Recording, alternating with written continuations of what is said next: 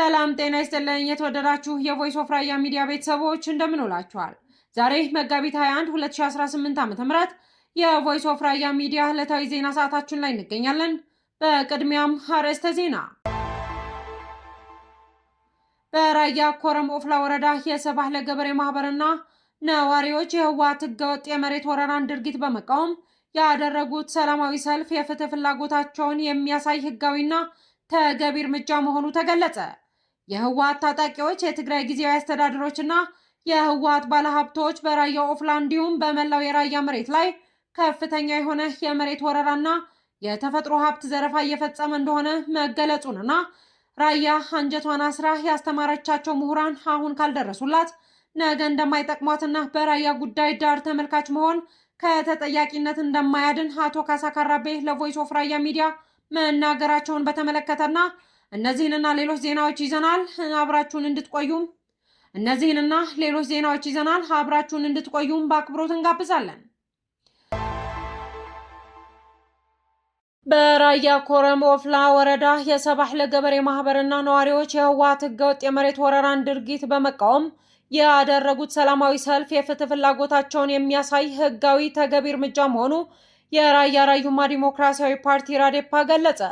በተለያዩ የራያ አካባቢዎች የሚከሰተው የሰብአዊ መብት ጥሰት እንዲቆምና ለወደፊቱም መብት የሚከበረው እንዲህ ተደራጅቶ ሰላማዊ ህጋዊ ጥያቄን መጠየቅ ስለሆነ መላው የራያ ራዩማ ህዝብ ህገወጦችን አምርሮ መቃወምን ሊቀጥልበት የሚገባ የመብት ማስከበር ትግል መሆኑን ፓርቲው አሳውቋል። ከነዚህ ህገወጦች ጋር ሆናችሁ የገዛ ህዝባችሁ ስቃይና መከራ የምታበዙ ጥቅመኞችና ህሊና ቢሶች አደብ እንድትገዙና የህዝባችሁን መሬትና በደል እንድትቀንሱ በማለት የራዴፓ ፓርቲ ማሳስበዋል። ፓርቲው አክሎም የመንግስትና ዓለም አቀፍ ተቋማት የራያ ኦፍላን ድምፅ እንዲሰሙና እንዲሰጡ የራያ ራዩማ ዲሞክራሲያዊ ፓርቲ በራያ ኮረም ኦፍላ ህገወጥ የመሬት ወረራን አስመልክቶ ባወጣው ወቅታዊ መግለጫ ማሳውቋል። እንደሚታወቀው ባለፉት ቀናት የህወሓት ኃይል የአካባቢውን ማህበረሰብ በማፈናቀል እንደ መልካም አጋጣሚ በመጠቀም በራያ ኦፍላ ወረዳ አድጎሎ ቀበሌ ልዩ ቦታው ሰባህ ተብሎ የሚጠራው አካባቢ ከ24 ሄክታር በላይ ስፋት ያለው የአካባቢው ክልክል መሬት ለህወሓት ታጣቂዎች፣ ለአካባቢው ምድብተኛ ፖሊሶችና በጦርነት ህይወታቸው ላጡ ቤተሰቦች ከ200 ካሬ ሜትር በላይ በመስጠት ህገወጥ የመሬት ወረራ መፈጸሙም ይታወቃል። ይህ ህገወጥ የመሬት ወረራ ተከትሎ ማህበረሰቡ በከፍተኛ ቁጣ የተቃውሞ ድምፁን ማሰማቱም የቮይስ ኦፍ ራያ ሚዲያ መዘገቡም ይታወሳል።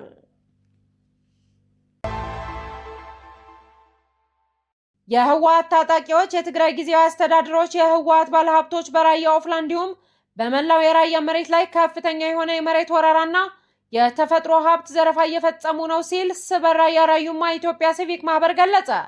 ሲቪክ ማህበሩ ባወጣው ወቅታዊ መግለጫ አያይዞ እንደገለጸው የራያ ህዝብ ለዘመናት ጠብቆ ያቆየውን ደን በከፍተኛ ሁኔታ እየተጨፈጨፈ ሲሆን የተፈጥሮ ሀብቱም ለታጣቂዎች ጥቅምና ለጦርነት ዝግጅት እንደሚውል እየተደረገ በመሆኑ ይህም የአካባቢውን የስነ ምህዳር ሚዛን ከማዛባቱን ባለፈ የነዋሪው ህልውና እያናጋ ይገኛል ብሏል። ሲቪክ ማህበሩ እንደገለጸው አስገዳጅ ወታደራዊ ምልመላና አፈና ወጣቶችንና የቤተሰብ አስተዳዳሪዎችን ያለ ፍላጎታቸው በማስገደድ ወደ ታጣቂ ኃይሉ እንዲቀላቀሉ የማድረግ ስራ በስፋት እየተሰራ ይገኛል ያለ ሲሆን ይህ ተግባር የሰውን ልጅ የመንቀሳቀስና የማሰብ ነፃነት የሚጥስ ከመሆኑም በላይ አምራቹን ኃይል ከልማት በማራቅ ለጦርነት ማገዶነት እየዳረገው ነው በማለት ጠቅሷል።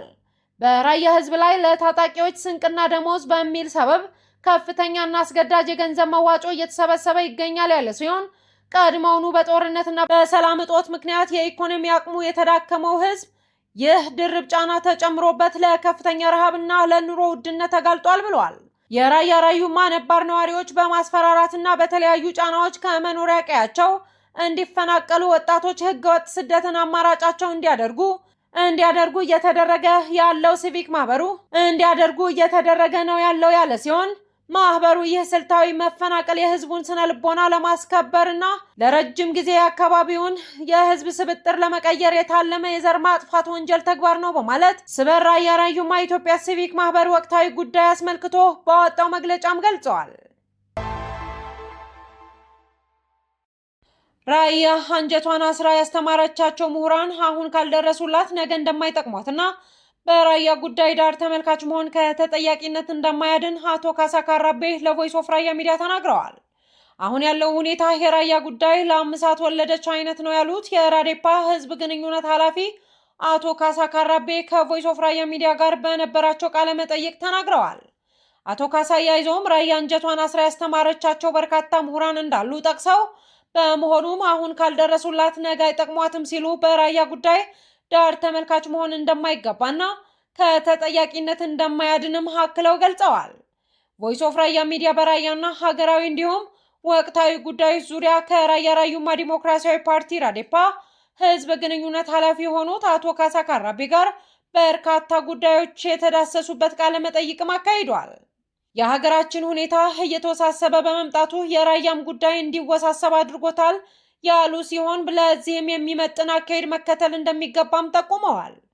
የራያ ጉዳይ የራያ ብቻ ሳይሆን ከሀገር ፖለቲካ ጋር ተለይቶ እንደማይታይና የራያን ጥያቄ ለመፍታት ከአማራ፣ ከኦሮሚያ፣ ትግራይ ፖለቲከኞች ጋር ተነጋግሮ መስራት እንደሚገባ ጠቁመው ራያ በ3 ክልሎች በአንድ ልዩ ዞን የተከበበና ከሁሉም አዋሳኝ አካባቢዎች የሚጋመድ እንደመሆኑ ራያ ውቅያኖስ ሆና እያለ እንደ ኩሬ ማጠር እንደማይገባም አስተያየታቸውን ሰጥተዋል። የራያ ህዝብ ጀግና ህዝብ መሆኑን ያነሱት ለዛ ማህበረሰብ በሚመጥን አመራር መመራት እንዳለበት የራያ ራዩማ ዲሞክራሲያዊ ፓርቲ ራዴፓ ህዝብ ግንኙነት ኃላፊ የሆኑት አቶ ካሳ በአጽንኦት ተናግረዋል። አንድነት የሌለው መንግስት አይጸናም ያሉት አቶ ካሳ የራያ ህዝብ ጥያቄ ለመመለስ የሀገር ሽማግሌዎች፣ ምሁራንና የፖለቲካ ልሂቃን አንድነት ወሳኝ መሆኑን አቶ ካሳ ካራቤ ለቮይስ ኦፍ ራያ ሚዲያ ጋር በነበራቸው ቃለ መጠይቅ ተናግረዋል። መሪው አንበሳ ከሆነ ተመሪዎቹ በጎቹ ራሱ አናብስ ማድረግ ይችላል። አናብሶቹ በበግ ከተመሩ ግን በግ ነው ሊሆኑ ይችላል። መሪው ሊመስሉ ይችላል። መሪው ደግሞ በግ ከሆነ አናብሶቹ ተመሪ ከሆኑ አናብሶቹ በግ ነው ሊሆኑ ይችላል። ውድ ተመልካቾቻችን ወቅታዊ ጉዳዮች ዙሪያ ከአቶ ካሳ ካራቤ ጋር ያደረግነውን ቃለ መጠይቅ በዩቲዩብ ቻናላችን መመልከት እንደምትችሉም እናሳውቃለን። ስለተከታተላችሁም እጅግ አድርገን እናመሰግናለን። ሰላም።